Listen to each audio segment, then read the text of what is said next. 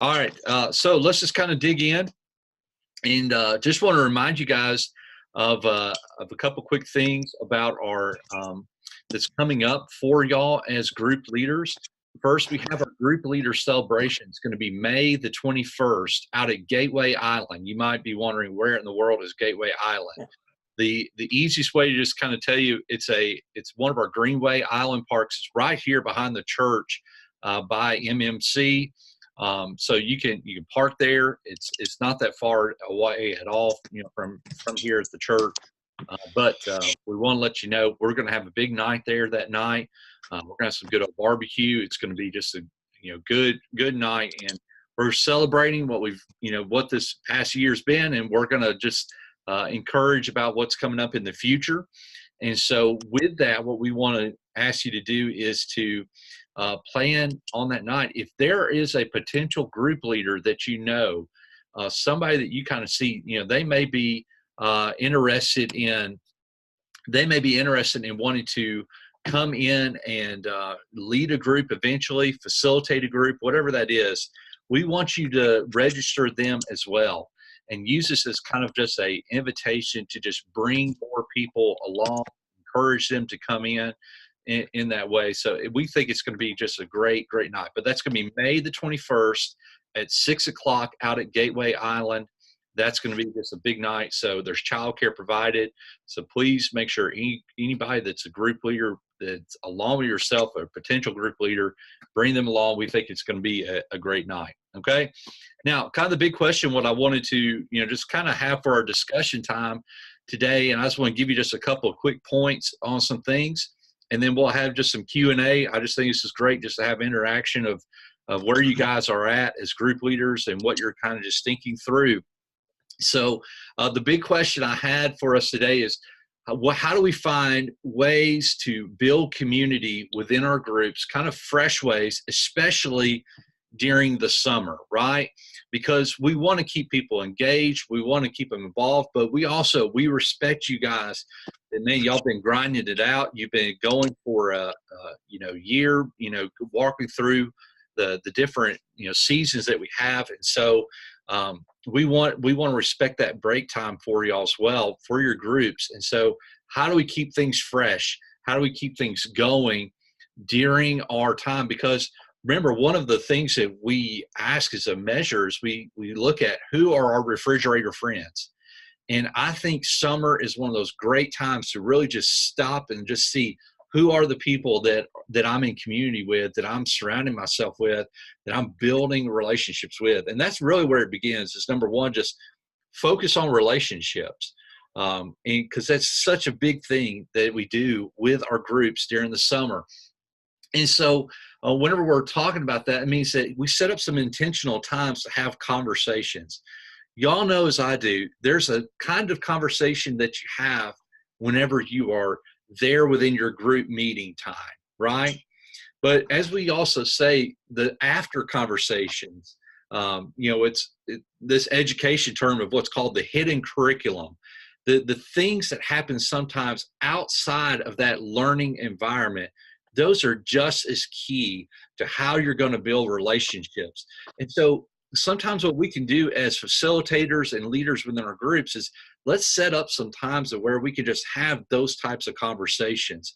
And so you can just build some great relationships, which once again builds the intimacy. It's going to build the discussion. And you're going to see that people grow in those relationships whenever they're in those maybe intentional moments of focusing on community. And so, I encourage, find some times that you can be with the kids and find some times that you're without kids, and let those be some environments that you can just spend time together, but focus on those relationships. Have maybe some summer cookouts, whatever that is during those break times, because those are so key. The second thing I think is a great way to just get you engaged and encouraged throughout the summer break is find a way to possibly serve. I think that one of the things whenever we serve together, that's one of the ways that we are building community, because we're like, hey, let's join in. Here's a common purpose. There's a common vision that we're uniting behind. We're working together. We're getting down into the trenches together, whatever that is. But serving such a great way for you as a group to just get in and just find a way to just grow together. And so I encourage you, find some ways to serve. So what may be some different serving opportunities that we have coming up? Well, we think about VBS, right? Well, yeah, VBS is a great time that maybe your group could, find a way to maybe serve in a particular area. Maybe if you want to come and hold doors together, maybe then go get coffee. You see how you just kind of launch together with that. So we have VBS first week of June here at Battlefield, second week of June at the nighttime out at Buchanan. You might say as a group that, you know what we want to do? We want to maybe come out and, just maybe give a special, snack to the leaders that are walking around. And I know the church does some things like that, but, to say as a group, we want to really just show appreciation to those that are walking that week, during VBS. That's a great, great way to just serve. Also, during using our after school ministry is a great place to just go and serve as well. Our after school ministry, they are continuing activities throughout the summer. So maybe there's a day, there's a week that you guys say, we want to go and help at the after school ministry. The great thing is you can bring your kids along, because there's activities, there's kids that are there that they can interact with. And so I encourage, look at the after school ministry. And then there's also, there are mission trips that are coming up. West Virginia, that's coming up in July. It's a great mission project. But we also have our mission partners, all those things that are going on throughout the year that you guys can connect with.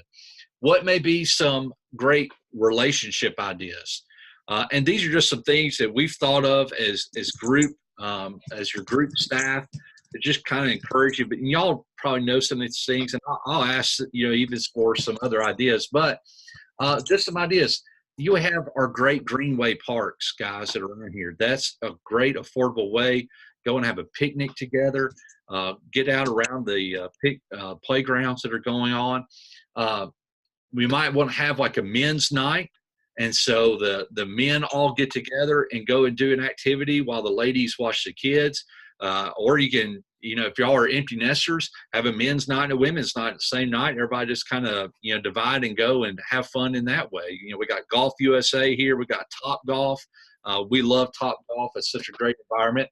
The fountains at Gateway always have their movie nights. Get your groups together, go out to the movie night, and then you can go to the soda bar area right there. Man, it's such a great, great atmosphere. Escape rooms are really kind of fun. If you're kind of into those things, I love escape rooms because of the challenge, but it's really neat just because you get to see how people react in the escape rooms, and, make it a big competition, whatever you want to do on that night. So let me just kind of stop. Two things just to remember: focus on relationships.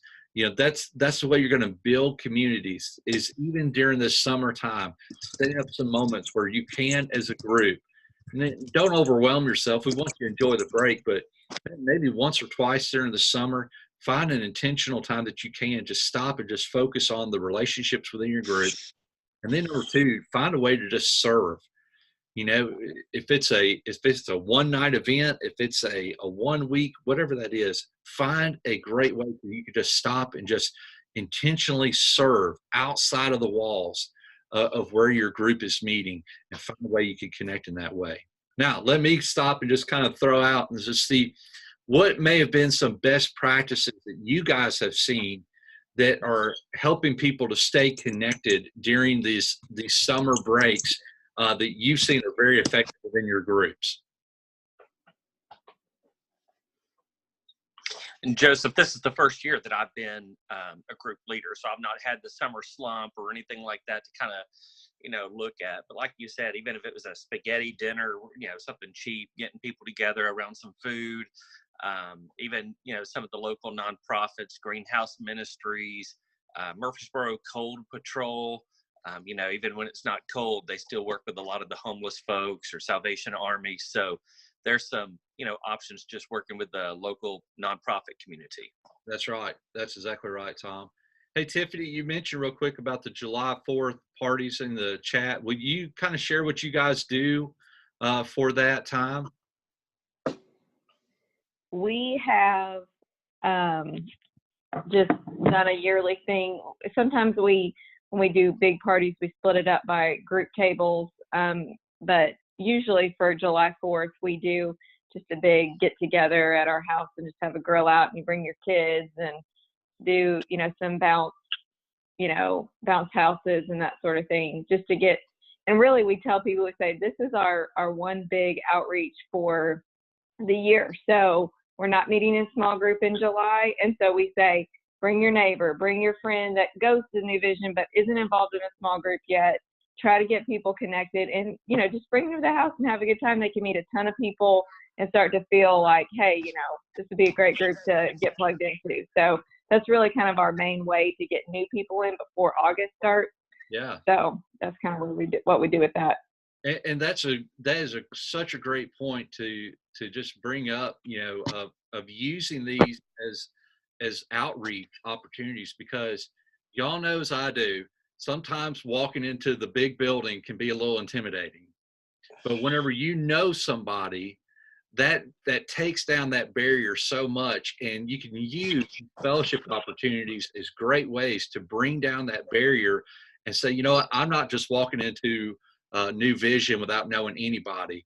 Here's a chance for me to just connect in, and I know people. I can meet them at the front door, and then we're walking through worship together. We're going to group together, whatever that is. So that's a great point, Tiffany, and it's perfect right there before August whenever we do launch. We want to get as many people involved in that as possible, that it just takes down that barrier. So whether you're in your community, I know there was a group one time in Jackson, Tennessee, and what they would do, I love this concept, is every time that throughout the summer, whenever they were going to have a cookout as a group, somebody got this like really just gaudy, just ugly orange fork. And they would take this orange fork and they would put it in the front yard.